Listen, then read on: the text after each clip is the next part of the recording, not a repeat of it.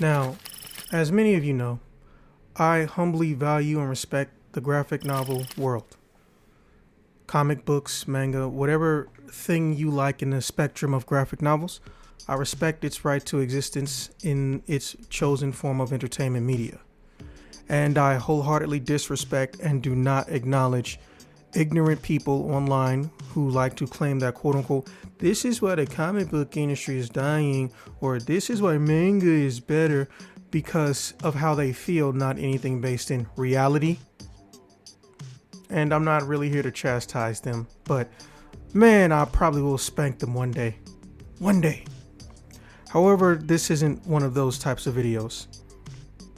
In case you couldn't guess by the title, I kind of sort of made an attempt to understand the popularity of Mr. Morales post, the movie he had.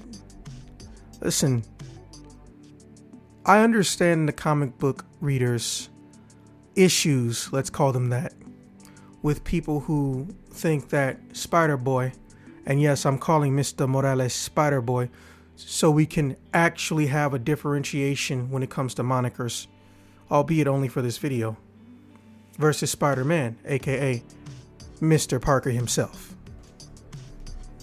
So listen, the real big question I want to bring up is, does Miles serve a purpose? Followed up by, does he need to have fanfare and material based on him when there are so many other Spider-Men like him who came before him that still hasn't gotten into the popular consciousness? But first, let me just talk about where the comic book people are coming from with their lack of understanding of his popularity or outright disinterest in him. It's very simple. Spider-Man has had 6 or 7 different incarnations, alterations and deviations. I'm putting them all together that I even know of.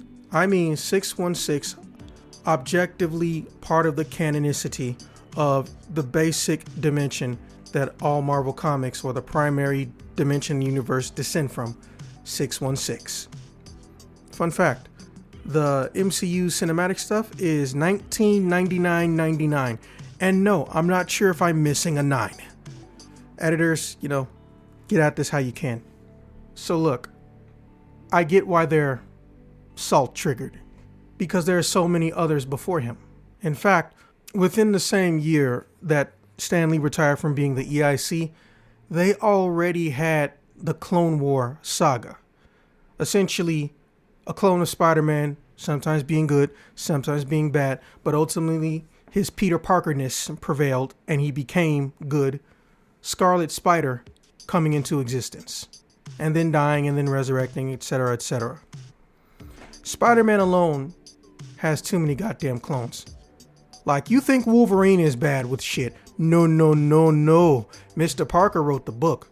Bare minimum, clone deviations, whether a full-on copy or altered genetic state, he's looking at about 10 in his immediate family or extended family, depending on how you perceive things when it comes to clones. Holy shit. It's ridiculous. Scarlet Spider has been held as a title by almost 5 different clones or non-Peter Parker Spider-Men. You don't see them in too many movies. At best, they're alternate color schemes, or they are one-time appearance or maybe 2-time appearance in Saturday morning type Disney shows, which have very little budget and are inherently just, they either suffer from good writing, bad premise, or, bad premise, good writing. That being said, let's not lie. There is one Spider-Man show that's so ridiculously terrible and it's based off Tom Holland's Spider-Man. I think they even canceled it and quietly stopped talking about it because they want people to look into the new prequel to Tom Holland universe MCU Spider-Man 3D cartoon show that they're making or is in development. Let me tell you. Oh my God. I'm not even mad about it. It should have died. Children should not be subjected to that. Spider-Man rarely has a bad children's show or cartoon show. That one took the cake and ran off with it and ate it in some dark alley. Ugh.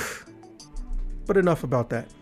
Their reasoning is pretty sound. We already have other Spider-Men or Spider-Man-like characters, both in alternate dimensions and in 616. Some of them do or don't operate in New York. I can't remember. And they get no love, or they get no respect, or they get very little representation. So here comes the Puerto Rican black kid, or Black-Rican if you're real, and he immediately skips the line and gets a movie? He gets his own franchise or sub-franchise within a franchise? Something we really don't see, at least in the video game space, unless you're thinking about something like Final Fantasy VII, which is a sub-franchise or a franchise within itself. Yo, I get it. I truly do. Still his fan, but I get it.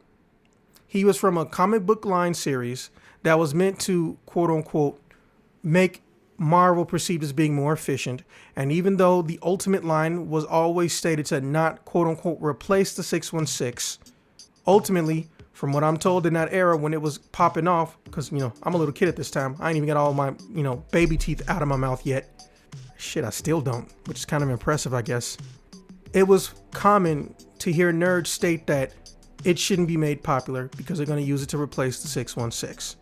It's also filled with gothic element stories. Yeah, let's use those words. Essentially what it means is relationships that sometimes go incestuous, or relationships that are genuinely disturbing and you would not expect from a PG-13 comic book. But to be fair, the world of Marvel was never strictly PG-13. Look no further than Ghost Rider when he first came out. It was basically a darker supernatural. Moving on. Let's move into perceptions. As I stated, the public perception of all these other Spider-Men is practically non-existent. Doesn't matter if it's the new guy, Chasm, who really isn't the new guy. In fact, he started this whole clone alternate Spider-Man shit because he's the original Scarlet Spider, Ben Reilly. Or anyone else in that matter. Spider-Woman can't even keep up with him in any format. The closest we got was Ghost Spider. But Ghost Spider is not a Peter and is not trying to be Spider-Man or labeled Spider-Man like Spider-Boy labeled himself. I spell it with an I just because I think it looks cooler. So essentially, I can understand, even if you're fans of Spider-Man and the Spider-Man mythos, here's the new guy getting more attention and attraction. Well, he's only getting that attention because he's a minority.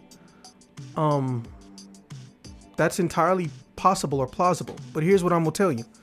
Nobody sat down with any analytical degrees or analytical and study authority and verbatim studied to find out, is this Spider-Man only popular because he is a minority? But is that the common perception? He picked up a lot of extra fans because minorities liked him? Yes. What I found a little bit distasteful is people looking at that like that's some type of a negative. There are some people who don't find out about certain things unless they're a minority. That's how life works. I've seen people on a bus and on a train say, hey, they got a new Spider-Man running around in Marvel? It's like, what? You mean that clone guy? No one don't even knows Ben Reilly's name. No. It's a kid. He's half black, half Puerto Rican. Oh, word? Well, that's interesting. He had word of mouth power. Yes, the movie made things that much more ridiculous. How do you top that? How do you stop that? Word of mouth is its own social media. Word of mouth is its own bridge into getting you into the zeitgeist of public consciousness. He got there. Ben Reilly didn't. Blood Spider didn't. I don't even know Blood Spider's name. Now, I guess the next thing would be, is it wrong? Or is it some form of ethnic nepotism? Is he a Nepo baby? I'm sorry, but that term is funny to me. Yes, I understand Nepo babies are real, but just the term is funny to me. And I'm going to tell you just like this. Hey, listen. I don't know. I'm leaning towards no. I really am. But legitimately speaking, the answer is no. It's not wrong. It's not a negative about him. He's a victim of circumstances for popularity. We all know how things work. There are people who are famous and they're popular for doing something. And sometimes there'll be people connected to them who are their own form of famous or popular. Case in point, Billie Eilish, the most popular person in her family. But that doesn't mean Phineas is less of a guitarist and less of a musician. In fact, I'd say he's more of it. Billie writes, and Phineas does everything. He can act, he can write, and he can, perform. But Billie Eilish plays the ukulele. Shut the fuck up about the ukulele. Although I do think it is kind of funny she can play the ukulele. Not that I have anything against the ukulele. I don't want some ukulele collective coming from my head. But it's just funny that Billie Eilish could play the guitar, but her fucking personality and patience has her only playing the ukulele. But hey, more Phineas fans for Phineas. No Ferb. And that's where I am at currently. I acknowledge and I understand the fans of Spider-Man or comic books who don't get, look, this is just a rehash of someone in a different setting. Superman has Superboy, and there's a Supergirl. And technically there should be a Superwoman, but she's a villain, so we got Power Girl. Power Girl had a clone. Mind you, she only lasted for 3 months. Literally, she only existed for 3 months. Then DC forgot about her, like they do so many things that were technically interesting. She couldn't fly, though. And this is, Marvel's iteration of that. Spider-Man has, a child. He also has Iron Spider. They also have Chasm. They also have Scarlet Spider. They also have the other Scarlet Spider. They also have another Scarlet Spider. They also have symbiote-based Spider-Mans. Not going to get into those. I understand. I get it. I totally get it. His derivatives have derivatives. Venom has had 3 different users or 4 different users, but Venom also has anti-venom. It's crazy. And I understand it. But here's what I need to tell people who think like this. You need to not look at it as a negative. Remember, all things in Marvel is a gateway into some other thing. If someone buys a comic book because they saw Spider-Boy on the cover of it, one day they're not just going to buy Spider-Boy. They're going to go after regular old-fashioned Peter Parker Spider-Man. They're going to potentially deviate maybe into Iron Fist, Doctor Strange. Taste evolve over time. But once you get somebody in, you don't keep them hooked with the same old thing. There's going to be other things, Don't look at it as a negative. Look at it as you've expanded a family. Getting mad at Spider-Boy for existing is almost tantamount to getting mad at a new baby being born into your family. You're not raising them. You're not feeding them. You're not changing diapers 24/7, 365. So you get to enjoy them when they're being adorable and, getting all the attention. And then the minute that diaper gets full, hand them back to their parents. That's just how I feel. And that's my 2 cents on Miles Morales, Spider-Man, aka Spider-Boy. Love him or hate him, more people love him than hate him.